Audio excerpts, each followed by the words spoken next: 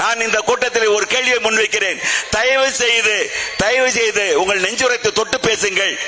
இந்த சமுதாயத்தினுடைய தொழில் என்ன? வேளாண்மை, நீர் மேலாண்மை.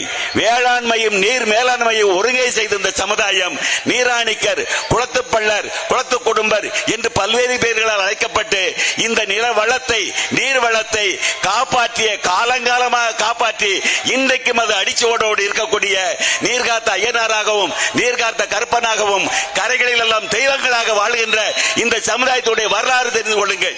இதுதான் உண்மையானது. அப்படிப்பட்ட இந்த சமுதாயத்தை இந்த காங்கிரஸ் ஆட்சி காலத்திலே வெள்ளையர்களுக்கு எடுத்து சொல்லி இவர்களை எழுத்து விடாமல் இருப்பதற்காக, இவர்கள் எழுந்துவிட்டால் தமிழ் சமுதாயம் விழித்துக் கொள்ளும் என்பதை தெளிவாக தெரிந்தவர்கள். நன்றாக புரிந்து கொள்ளுங்கள்.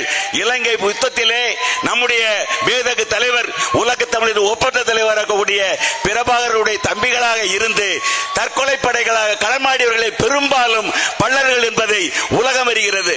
உலக நாடுகளுக்கெல்லாம் செல்லுகின்ற பொழுது அங்கே உள்ள தமிழர்கள் சொல்லுகிறார்கள், விடுதலை புலியினுடைய கூட்டத்திலே தற்கொலை படைகளாக, கரும் சிறுத்தைகளாக உலா வந்தவர்கள் பெரும்பாலும் பள்ளர்கள் என்பதை அந்த தமிழ் சமூகம் அறிந்திருக்கிறது. இன்றும் நமக்கு அந்த வரலாறு புரிகிறது.